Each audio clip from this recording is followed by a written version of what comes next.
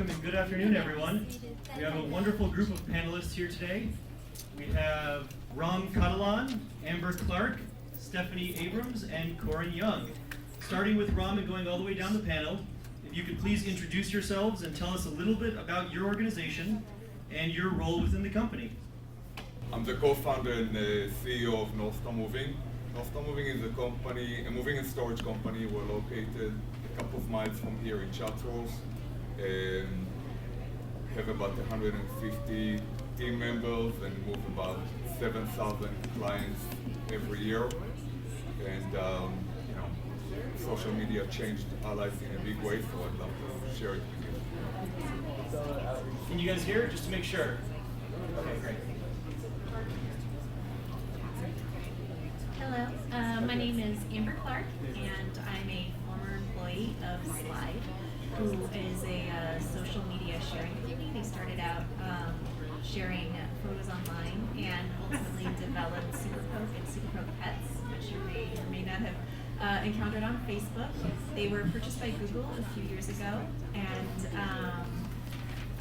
a lot of my coworkers have since moved on to work with YouTube and other departments in Google. And so I'm here to share my experience as a former employee of Slide. Hello, can you hear me? Maybe we just take this. I'm Stephanie Abrams. I'm the new social media director at the Los Angeles Unified School District. And I have been there for just about 2 weeks, and we are just beginning our conversation in social media. My name is Corin Young, and I am a filmmaker and a graduate of Cal State Northridge. I am the recent co-founder, thank you, there is one of you here, recent co-founder of RK Studios. It's a video and audio production company out in Santa Clarita, and we also use social media to try to market ourselves. All right, wonderful. How would you say, this time we can start with Corin and work our way back this way, how would you say that your organization utilizes social networking? I see entertainment companies all the time using social media to promote whatever's coming up. So I see, I follow the Sci-Fi Channel, and I see Paramount Pictures promoting Titanic.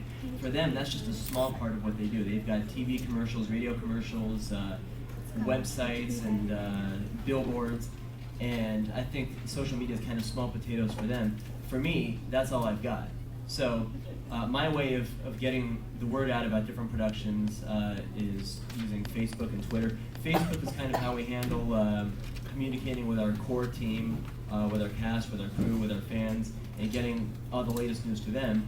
While Twitter we use to try to expand our fan base. So we try tweeting, we hashtag things and say, hey, this is post-apocalyptic, and get whoever's interested in that to start following. Or we might even tweet at a celebrity and say, hey, this film is super awesome, the only thing missing is Adam Baldwin, and see if he'll retweet that, because that kind of fluffs his ego a bit. So although we don't have a whole lot of followers, we get a lot of retweets by people that have tens of thousands or even 100,000 followers that way.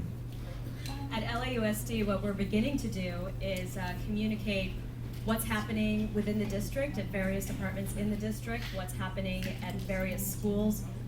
There are approximately 700,000 students in the Los Angeles Unified School District, so there's a lot happening at any given time.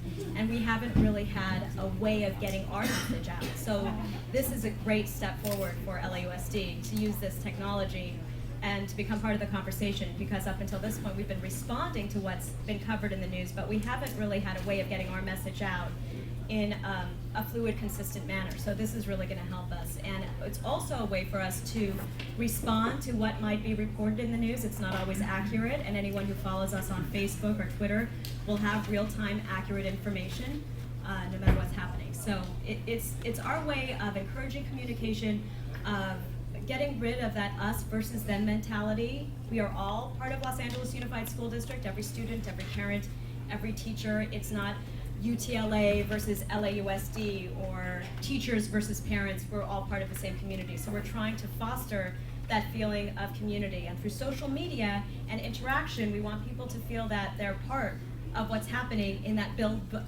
really big building that I work on, the 24th floor and 3rd and Beaudry, because it's not just the superintendent's office there, it's the Office of Sustainability and Food Services, and every person in the building seems to be related in one way to the district, whether they have a child going to the district, whether they grew up going to the district. So it's just been very exciting for everyone to finally embrace social media.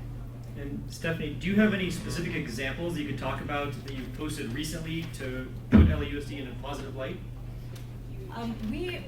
We had some elementary school students who were in a dance competition, and it might seem light and unimportant to the news media. Their focus is more controversial, but it was a lovely event, and the children are dancing, and they were adorable, and they did really well, and their parents and the teachers are really proud of the ballroom dancing. So we posted that, and we got a very nice response. As far as I can tell you something that you'll see later on Facebook. Yesterday at Trinity Elementary School, there was a seminar on bullying, and it was run by a volunteer with LAPD, and was also supported by the school district. But one of the messages that came out in an article was that nobody talks about bullying at LAUSD, and that could not be further from the truth, because for years and years and years we've had various policies and campaigns in place to make people aware of bullying, anti-bullying campaigns. We have several organizations. So after I'm done here, I will be sending out a message to let people know what we do have going on at LAUSD and to direct them to the appropriate web pages and sources of information, because a lot of times, unfortunately, messages don't get out accurately. So I'm taking it upon myself, and hopefully as time goes on, I'll be training everyone else to promote their own messages through social media. And I love, Stephanie, that when we met here just about half an hour ago, the first thing you said was, "Oh, give me a second, I need to make a quick post," which I love, and it really is indicative of what it is that you do, as a career and for LAUSD. Thank you.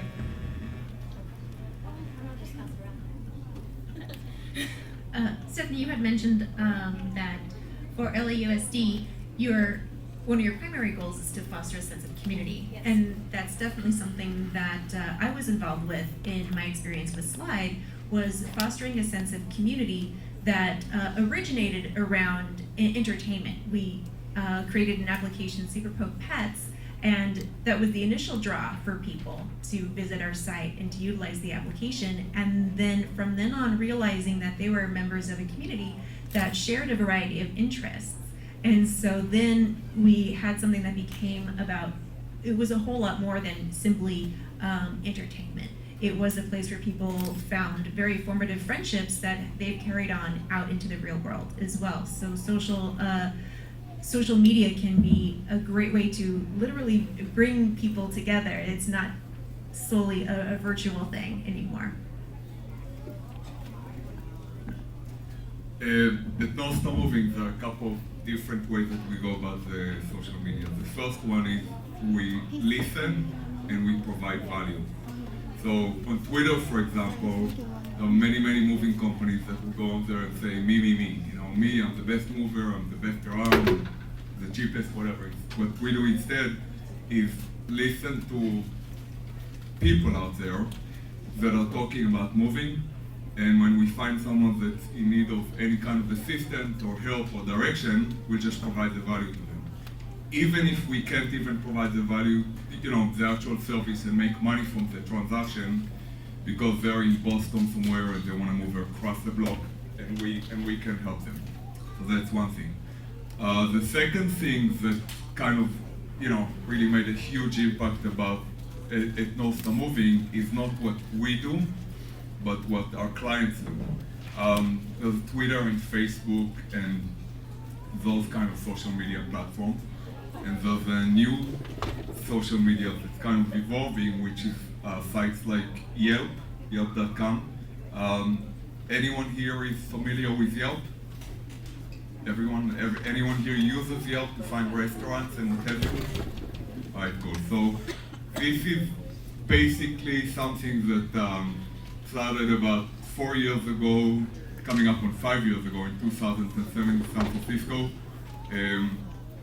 5 years ago when we started, interacting on Yelp with clients, no one in LA knew about it.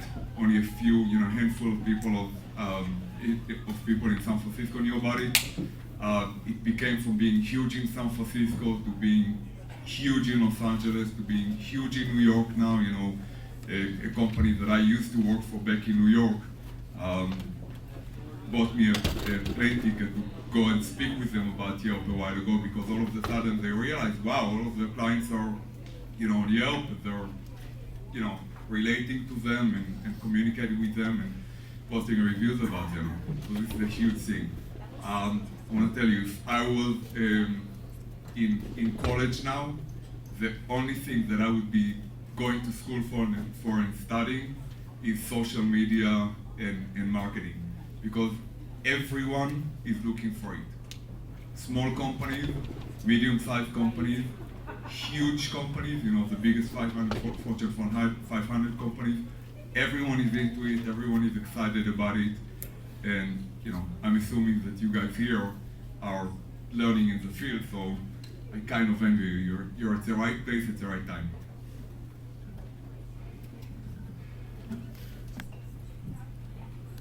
My next question is, do you have any plans to expand your current online presence? And Ram, if you'd like to get started. Sure, absolutely. You know, this is something that continues to grow and continues to evolve, and whether we do something about it or not, it's taking kind of like a hold of you know, everything about NorthStar moving. So, you know, we might as well join it. And also it's fun. And when I say that it's taking part in every aspect of the company, here's what I mean. You would think, you know, I would have thought that social media would be something that has to do only with the marketing department, maybe a little bit of sales, right? This is the thing that's gonna get you the money, and this is the thing that's gonna get you the, you know, free advertisement and what have you. But really it isn't. This is something that affects every part of the company. I'll give you an example. If a client is having a good experience or a bad experience, and they go on Twitter and tweet about it, or they go on Yelp and post a review about it, or they go on Angie's List and post a review about it, this is our operations team opportunity to hear things exactly how the client thinks them, without any filters, without any pleasantries, without any people that are kind of feeling not too, you know, kind of shy to you know, whatever. So it's a very powerful thing. Once you go past the ego thing, and you know, you go past being defensive, it's a very, very powerful thing, and it gets you a chance, number one, to really get what your clients think and what goes through their head, good or bad. You know, there's some things which 5-star, you know, raving reviews spoke of, which I wouldn't have thought that would be important, and now that we know that it's important, we, you know, try to repeat it. And there are other things which we found out in not so great reviews about NorthStar moving, which, again, I wouldn't have thought. You know, I mean, we have clients that post reviews saying, you know, they came out to my house and they gave me an estimate, and they were too expensive for my move, and I had 5 estimates, and I'm so disappointed. And, you know, I wouldn't have thought that this could be an issue. I always thought that, you know, you go out and you speak with the client and you give them a price, and if it works, great, and if it doesn't work, then they'll go with something that does work for them. And, you know, not every company can be the company for everyone and what have you. But what we found is that if a client wants to go with you, you know, if a client wants to go with us, and somewhere along the way we don't give them the opportunity, they kind of take it personally, and they get a little offended, and, you know, they get really disappointed. So now we have the opportunity to go out to clients, and before it even happens, communicate it. In answer to Daniel's question, not only we plan on growing with it, we kind of don't have a choice, and we love it. We absolutely plan on growing with it. A lot of you may know that Google has definitely expanded its social media plans. It's by creating Google+, so now they are in the direct social media field. But I think personally, as a fellow student, I also attend CSUN, and I think it's also important to have a personal presence online, and I've been thinking about expanding my personal presence into the blogosphere, because I think as a student it's a great idea to get your voice out there, and it's a good opportunity for you to participate in academic discussions, even with professors, because I know a lot of them also have blogs, and so it could be just a way to network and to communicate with people in academia outside of the classroom. Yes, we have plans to expand our online presence. We now have Facebook, which is /Los Angeles Schools, a new site. We are on Twitter at LA Schools. We are on YouTube /Los Angeles Schools. And each department has a website and is working on creating their own Facebook pages and their own Twitter handles so that they can communicate. We're also starting a social media survey next month, which will be going to all of the schools in the district to get an idea of which schools do have websites set up. Some have websites, some do not. Which schools are using social media, which schools are using Facebook and Twitter, what parents are involved, what students are involved, because that'll give us an idea of what our reach is and who we're talking to when we are using Facebook and Twitter. And we're also going to try to have all of the schools develop their own Twitter accounts so we can tweet to the schools and involve them directly in the conversation. So our hope is that in a year, the social media landscape at Los Angeles Unified School District will be drastically different than it is now. While I don't have any immediate plans to expand a social networking presence, I think there's definitely a need to learn kind of the newest of what's out there and what's growing, and make sure that I get there before the other guys do. That seems to be the case. I remember when I first joined MySpace, the friends that were on there. If you guys remember Tila Tequila and Ducky and all the people that were there from like the very first few months, they ended up with hundreds of thousands of followers because everybody kind of was interested in what they were doing. And I think the same thing goes, I just recently got on Pinterest. I still don't understand it, but people have 100,000 people pinning their stuff. So that's another thing that I need to learn and understand that, like Ram said, it's more about giving people something that they're interested in, rather than just promoting, here's something I've done, and sharing that. So yeah, just engage the clients and the customers or your public, your audience, and give them more of what they're looking for, and let them share it with their friends, and your name's still going to be attached. All right. This is sort of a follow-up question to that, so bear with me. But we've all heard of LinkedIn and Facebook. Are there any other social networks that students should be a part of? Anything that's on the horizon? I know Amber mentioned Google+. Is there anything that you know of that we should be letting our students know about in advance? I don't think I have any insight as to up-and-coming social networks, but I will say if you are not on LinkedIn, get on it. It is so important. Where with Facebook and MySpace was kind of like you can leave me a comment and someone can comment on my comment and it's a whole lot of nonsense. With LinkedIn, it's just your professional profile. So I'm sure a lot of you are already on it, but you kind of put your resume on there and you can link in with other people that are in your industry, whether you know them or not. And people that have worked with you in the past can give you a recommendation. So it's not like writing on your wall, which you can do back and forth all day long. It's one recommendation. And I've actually gotten my last 3 jobs through LinkedIn. And it's such a great resource because you can get, rather than searching just for people you know, I can type in recruiter Warner Brothers and find a list of people that work for Warner Brothers in the recruiting department, and I can contact them directly through the site and say, hey, you might be interested in this, or I know a guy that can do that, and it really does help to get out there. So if you can, get on LinkedIn, get on Twitter, get on Facebook. It'll help you communicate with the brands that you enjoy. I mean, you can get coupons and exclusive offers, but it also allows you to network with other people professionally. Ditto. I think that sums up very well what I would recommend too, especially for those who are graduating. Get your LinkedIn profile put together before you start looking for work.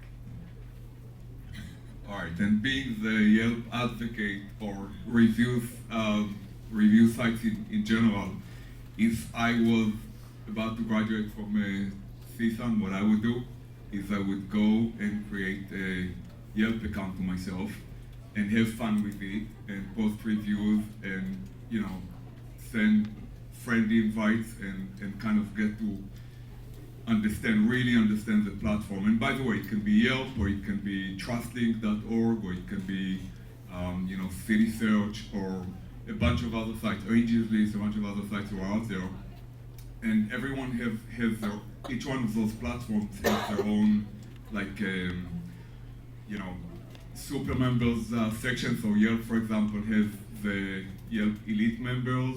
The Elite Squads is how they call themselves, and trustlink.org calls it the brigade members, or, you know, whatever. It's just funny stuff. But get on there and create a profile and understand the site and have fun with it. You know, I mean, go about it a sincere and genuine way. And when you're out there looking for a job, if you present yourselves the right way, and if you know how to communicate to whichever company is out there that you're asking for a job, you know, it can be a 2 or 3 people company, or it can be $1 billion company. If you sell yourself right, I think that anyone would hire you. I would hire you, you know? I mean, this is just one of those things that everyone gets, and everyone gets more and more, and it just seems to grow like crazy. Do you feel it is for recent graduates to have an online presence? And is there such a thing as a positive online presence versus a negative online presence? If you could talk about that a little bit.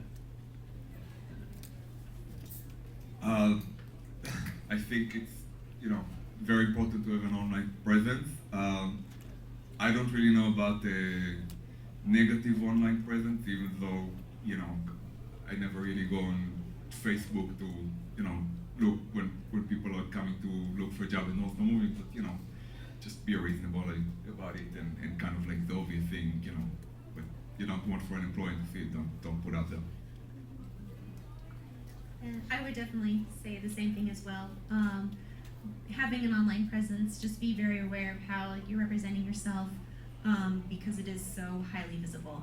And if you're representing a company as well, just keeping that in mind, you know, what the values of the company are, and how you as a representative of the company can fulfill that the best. My advice to college students is be very careful what you post on Facebook, what you write on Twitter.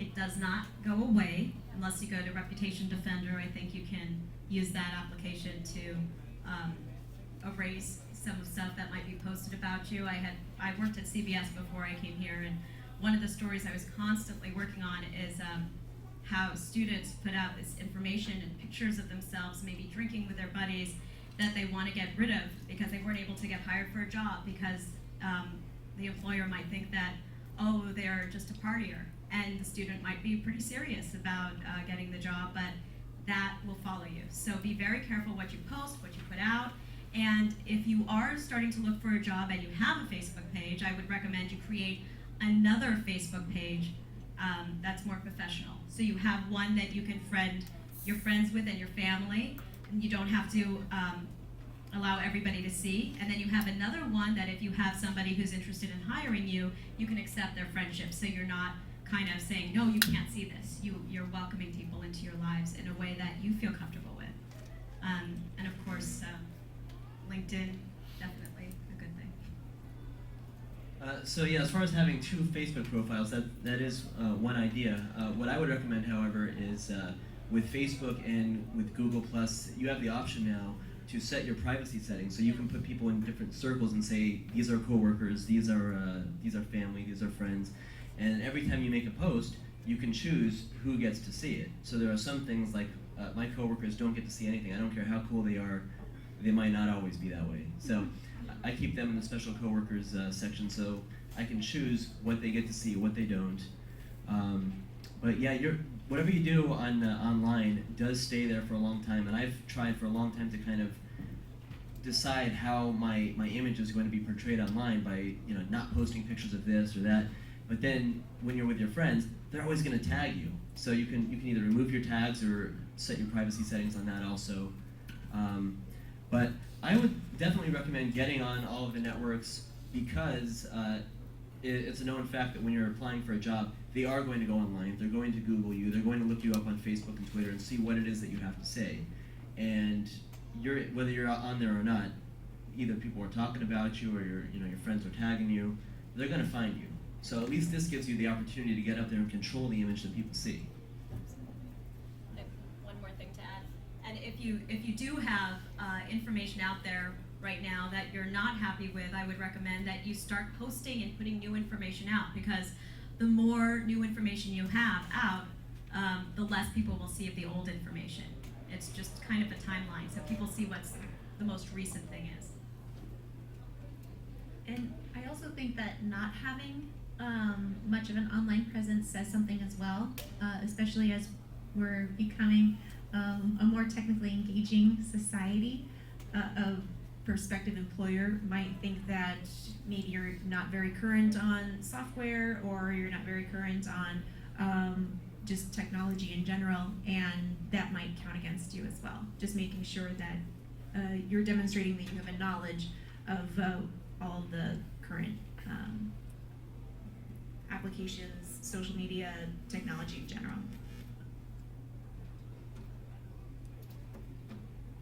All right, some people are talking about the fact that online social networking has replaced traditional face-to-face networking.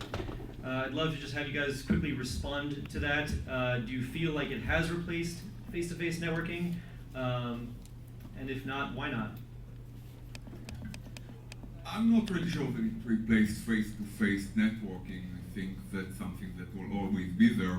And obviously, as much as technology moves, on, then there's, we have some aids that we can use. I absolutely think that social networking is replacing a lot of other mediums, and I'll give you an example. It used to be that the Yellow Pages was something that everyone used all the time, and it wasn't that long ago. We're talking like 5-7 years ago. Almost everyone were going to the Yellow Pages about looking for a lawyer, looking for a plumber, looking for a landscape guy, looking for a doctor. That's the things that you would do. And now, anyone here uses the Yellow Pages? Anyone at all? No one does. People go to the Facebook and get recommendations, or people will go to Yelp and look for the plumber, or people will go to Angie's List and look for the attorney or the doctor or whatever.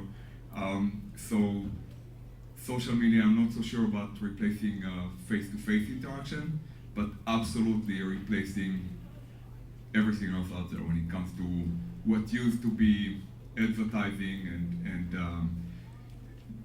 advertising campaigns. Because and the powerful thing about it is the fact that it used to be that companies would go and say, this is who I am. It could be a billboard on the freeway, it could be a Yellow Pages ad, it could be a TV, slot, it could be a radio ad, it could be whatever. Now, it's no longer in the hands of the company. Now, it's what your clients say about you, and what the community is saying about you, and what the public is saying about you.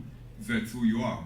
And it's very transparent, and there's no way to kind of, sugarcoat it or lie about it or try to make it go away. It's out there in a very, very powerful way.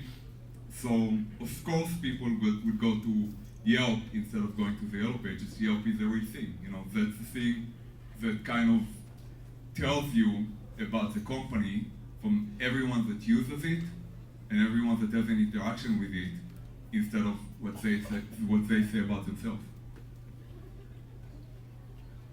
I think social media complements interpersonal relationships. That has been my experience with Slide. As I mentioned earlier, fostering a sense of community that went beyond just what happened in the application that Slide developed. It was forming friendships that were then carried out into the actual world. So we got to see an opportunity for people who may not have met otherwise to meet and have a meaningful experience. And it was also a way for people who could meet across the globe. It became a community of global members. So it complemented interactions that way as well, in terms of expanding who you know and expanding your worldview, your perspective, because you had opportunities to interact with people that you potentially couldn't in the physical world. I agree. I think social networking adds to in-person meetings, but certainly doesn't replace it. It's when you meet someone face to face, there's nothing that can really replace that. If you communicate on email with someone, for example, the feeling is a lot different than when you shake their hand and meet them in person. So I would say social networking is by no means a replacement for shaking someone's hand and meeting them and going to a site in person. But it certainly engages a lot more people, and it adds to the opportunities you'll have to meet people in person. So I agree. Yep. To add to what everybody said, unfortunately for people like me, it does not replace the face-to-face. So it is. I think they're both kind of necessary. While the social media can be used to announce to everybody, "Hey, everybody, here's who I am and here's what I do, and if you're interested, you can contact me." I think there's something to be said about the guy who goes into the office and says, "Hey, Bob Vance, Vance Refrigeration," and introduces himself, and that way everybody knows, "Hey, this is the guy that I'm going to call when I need refrigeration." So.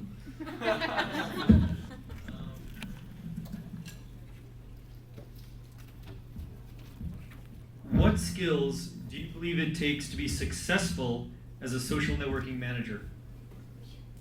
I guess I'll start.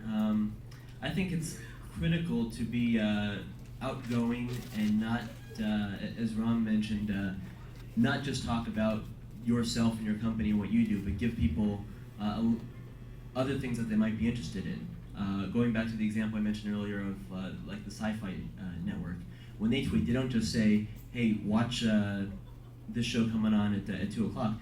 They engage their audience and say, "Hey, which Star Wars character is your favorite?" Or, "Have you guys seen this movie? What did you think?" And it might be something that they don't even have yet. It's something that just hit theaters and it's never going to be on Sci-Fi, but they still engage their audience and get people retweeting their question and responding back to them. And I think that for any social media manager, it's important to not just talk about your company and giving them what you want them to have, but giving them what they want. Otherwise, you've lost them. Absolutely. I think the two most important things would be your ability to engage other people and to communicate well. And that's not just with the people who follow you, but with everyone in the departments that you're representing. Because in a large corporation, there are several different offices, and everyone in each office is focused on what they're producing and may not be able to communicate that very well. So it's your job to interpret in regular, conversational, friendly language what that is, so more people can connect with it. So I think it's communication, prioritizing, the ability to understand complicated matters and make them very easy to understand for other people.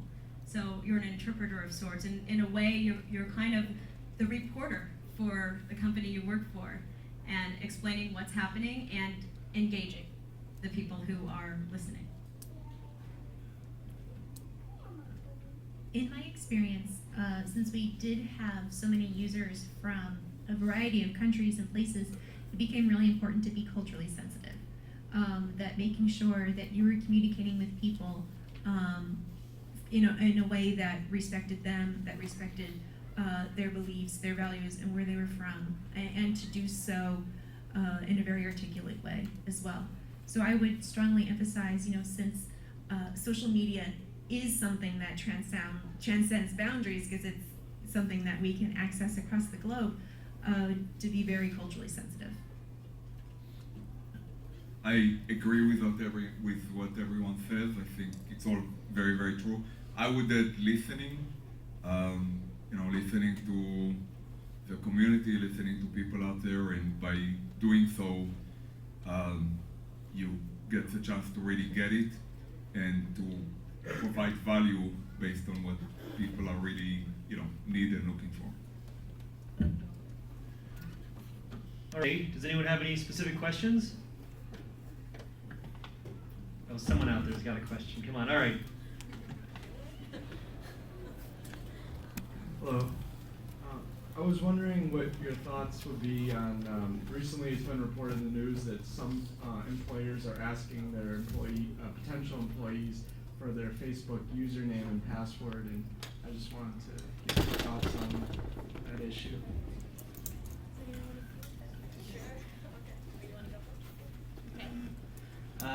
Well, I've heard things on both sides. I know that from what I understand, that's always been kind of optional.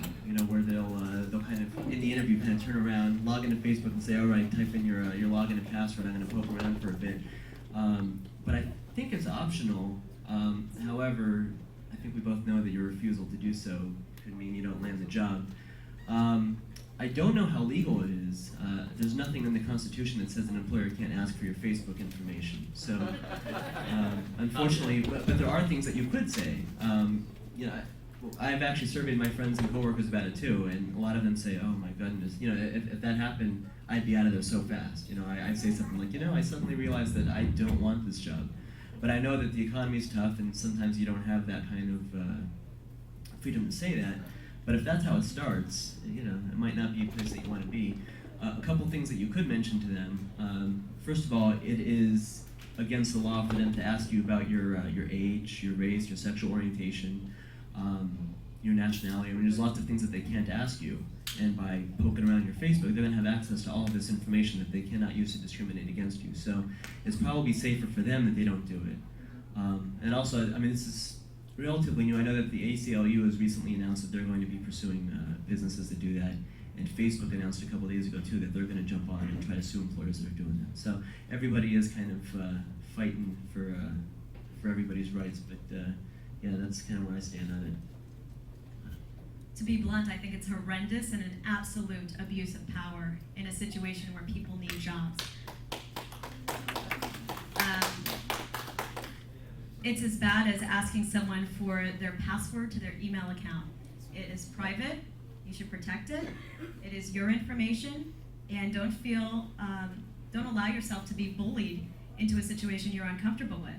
It's the same as any other situation, sexual harassment. You have to understand that a job is a job, and if it's something that's going to violate you in any way with information or personally, you don't need to take it. There will be another job that will appreciate your work and your efforts. I was really shocked by those headlines as well. In my experience, our users' privacy was a premium concern. Even when users themselves wrote in and said, "Hey, can you change my password? Can you whatever?" There was a procedure very clearly delineated that we had to follow in order to verify, okay, this is the correct user. So I could see how Facebook and other organizations would want to pursue legal action against that because it's violating their privacy policy, the agreement that they've established with their own users.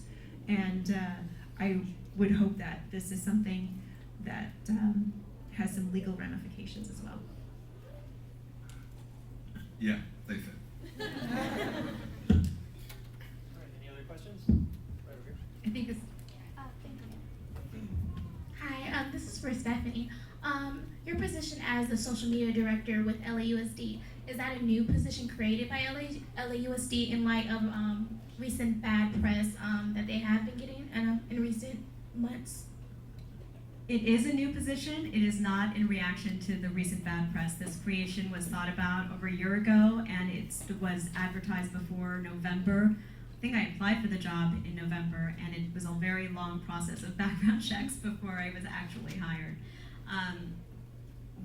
This will certainly help in our communication, and that's something that LAUSD has been aiming to do for a long time. But as far as the sexual allegations, teachers being pulled, this is also going to be a tool for us to communicate what's happening.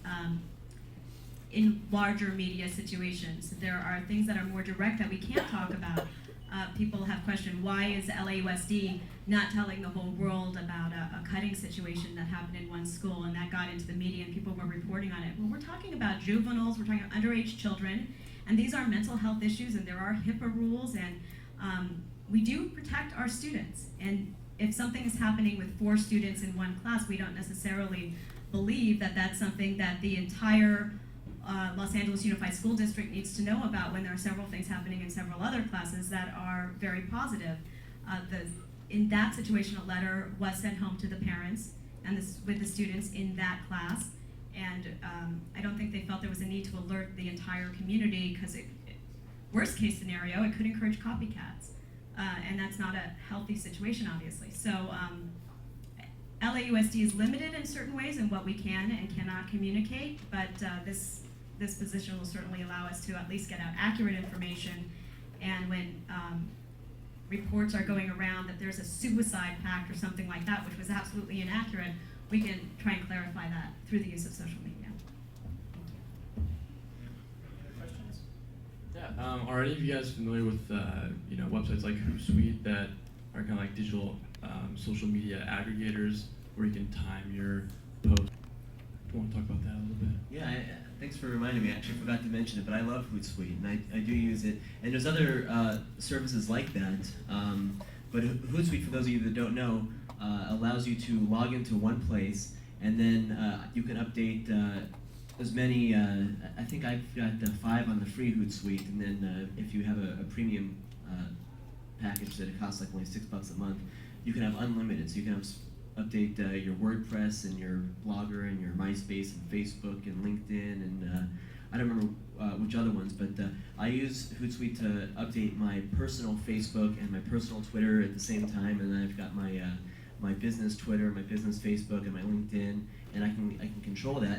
And you can use it to retweet and hashtag and connect with other people. And you can also put in there if you want to say something like, hey, today's the day to do this, or check out this DVD that comes out today.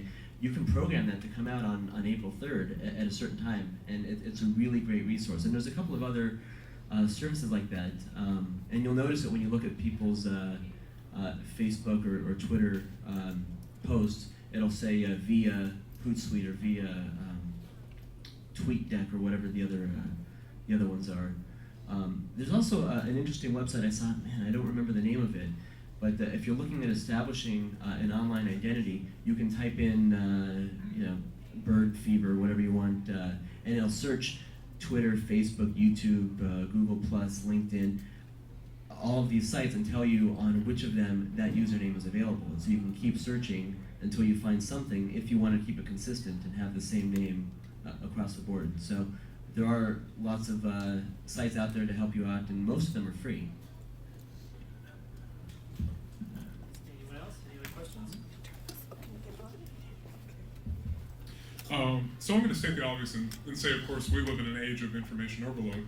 So my question is, how do you make sure that for your respective companies, organizations, how do you make sure your message actually gets out there? Like I know, Corin, you were saying you tweet at celebrities to make sure. So what are other specific things you do to make sure that people actually process what you say?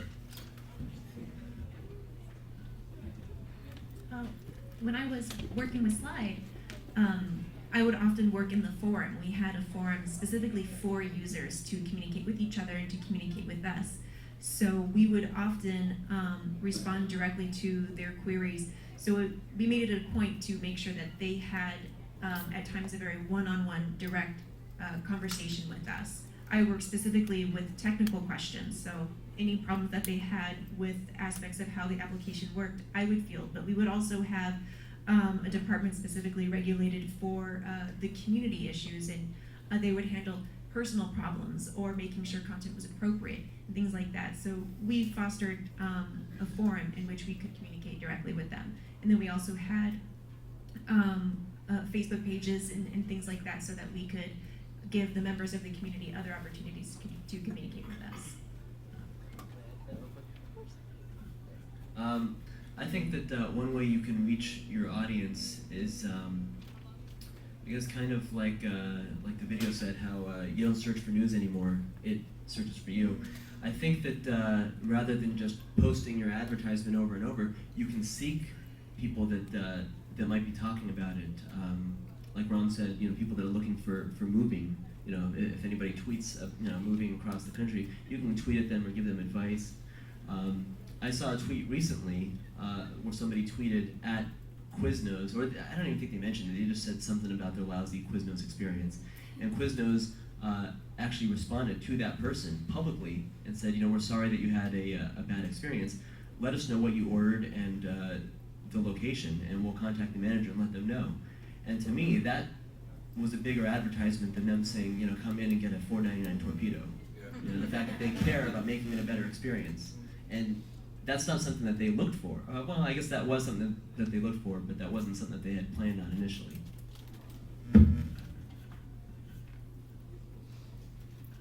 One of our strategies at NorthStar Moving, our biggest strategy at NorthStar Moving, is to take the client base that we have and use them as ambassadors.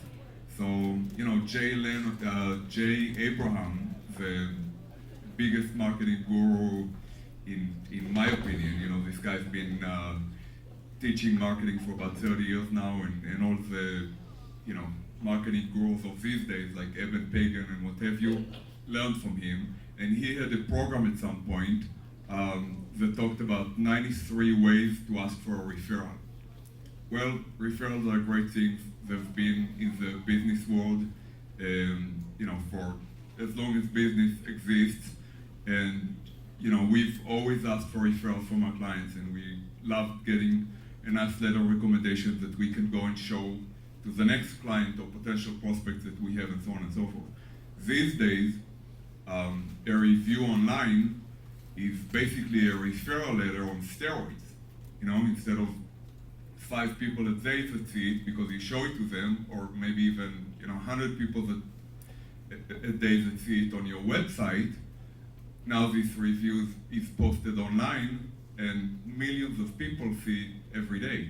So one of our strategies has been to, number one, provide value, because at the end of the day, it all goes back to fundamentals. It all goes back to everything that is kind of boring, like doing a good job and providing value and providing good service and so on and so forth. But once you've done all of that, what we do is we'll go out and we'll communicate to people. We'll tell them, it would be very meaningful to us if you take your experience and post it online, and that gets not only this takes us out of the world of opportunity of only 150 people that are working at NorthStar Moving to talk about it. Now we have 7,000 people a year that will, some of them will choose to talk about it. So that's, the thing that kind of made it for us. Any other questions? Yes.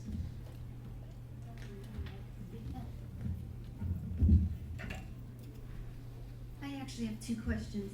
First one, I know that you have addressed how LinkedIn is really important, but students always hear that it's for. If you could give us a little more in depth as to how a student can use it when they're just starting their job search and don't have much of the background. And my other question is, some of us remember when they outlawed putting your picture on a resume. Do you suggest that when they're job searching, they take pictures off, even the good pictures, so that they don't give future employers any opportunity to decide that they don't want this person for some reason or other before even meeting them? Thank you. I guess it depends how comfortable they are with their image. So if you get a good response from your picture, I would say use it. Use everything you have to help you succeed and get a response. So for the most part, I would feel comfortable with a picture, and I would say most people put a picture, it's more friendly. People know who they're looking at. They know who they're communicating with. If you're really, really shy and you don't want people to see who you are, then don't put a picture. But if you're not, use it. You guys are in your early 20s. This is the time to put your picture on your resume. And as far as LinkedIn, you can use it by putting videos. telling people about yourself. It's about being personable and letting people know who you are. So you don't have to have a long resume, but by the time you're at where you're at now, you've done a variety of things, whether it's volunteering in various organizations, creating things at school, certain things you've worked on, things that you're passionate about. You can learn a lot about somebody just by what they've done with their time. It doesn't necessarily have to be where you've been employed. So it's very useful in a variety of ways. And you can also post updates too. So. And there's also a segment on there for professional organizations and just various organizations. I would recommend joining some, putting them up on your LinkedIn as well, to indicate to employers that you're part of a community that's concerned specifically with, you know, an interest or a hobby or that field perhaps. And as far as recommendations go, I mean, LinkedIn is a networking tool. So let's say, for example, you network with a professor and they could maybe put up a glowing recommendation of how clever you are, what a great writer you are, or anything, what a great person you are, how you would make an asset as an employee, perhaps, just as you would get a letter of recommendation from them for graduate school. Maybe that's an opportunity as well for LinkedIn. It doesn't necessarily need to be professionally oriented, but could be directed in a variety of ways. So we've all said that LinkedIn is a good tool for networking, but it's important to remember that it's also for social networking, although it is professional. And like Amber said, joining the different communities, there's a whole bunch of groups that you can join, that you can be a part of. For example, I'm a member of the video editors group and the CSUN alumni group and DVD authors and crowdfunding. And anytime you're interested in picking something up, you can just join their community. And I think it's important to be active. If somebody asks a question, hey, do you guys know how to do this? Get in there and throw in your 2 cents. And maybe you'll be the only one, or maybe you'll get thrown into the mix. But people are going to see more of you. Maybe if you can't answer a question, maybe get up there and ask a question. You'll see how many people want to interact with you. And that gives you a good opportunity to kind of get in with them. And who knows, maybe they're looking for an internship, or maybe you just want to collaborate on something, but it's just a great opportunity to meet people. And Corin, I know you mentioned earlier that you've gotten your last 3 jobs utilizing LinkedIn. If you can kind of give us, go into detail a little bit more about how that process occurred. Okay, yeah, the first time I was actually contacted by a recruiter who saw my resume. They might have been looking for a DVD author, and they just saw that that's something that I did, and they needed somebody. They looked at my experience and said that they'd be interested. But another thing, as I mentioned earlier, is that you've got the opportunity to seek people out, not just search by your friends for your friends by name, but also search for them by their job title. So in my example, I could search for recruiter, Warner Brothers, and find a bunch of people that do that. Or you could just do a search for recruiter in film and television and find all the people that work in that industry as recruiters for whatever companies. Or what you could do is just say, I'm interested in working at Technicolor, and you type in Technicolor, and it'll show you 500 people that work at Technicolor, and it'll sort them out by your connection level to them. So, like, you can say, oh, my friend Joe actually works there. I didn't even realize that. And so you say, hey, can I forward you my resume? And then I'll show you your second degree connections, and you can say, oh, you know what, Adam, you're friends with Greg, who works over at Technicolor. Can you maybe introduce me? And it's got a feature where you can get an introduction. So if you don't actually know somebody, you can have your friends hook you up through an email and say, Corin, this is my friend Greg. Greg, this is Corin. He does this. He does this. Maybe you guys can use each other somehow. So even if you don't have a whole lot of experience to put on the resume portion of it, definitely put your projects. You can put links to your in my case, your IMDb profile, or maybe your YouTube or your Facebook, if that's something that you want people being seen. I think it's a great opportunity to control your image and let them see it. And the answer is yes. Keep your picture on there on your Facebook, but just use a good picture. You can get like a professional portrait taken, or just if there's one that like looks really good. I would recommend that over a casual picture. I think that it looks a lot better on all the sites. Any other questions? Final back there. You mentioned something about starting like an academic discussion online, so I kind of want to see if you can further explain that.